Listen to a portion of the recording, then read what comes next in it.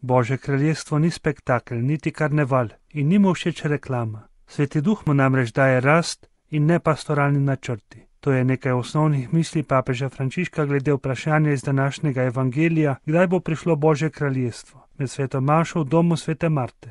Farizeji so namreč Jezusa vprašali, kdaj bo prišlo Božje kraljestvo.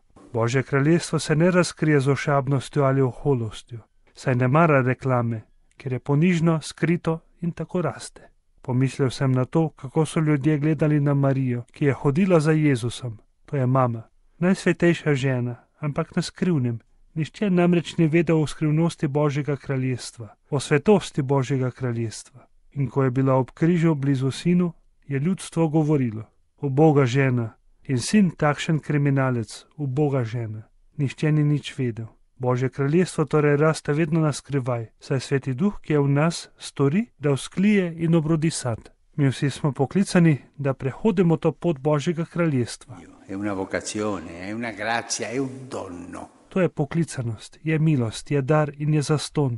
Se ne more kupiti. Je Bog, ki nam da to milost. In vsi mi krščeni imamo v sebi Svetega Duha.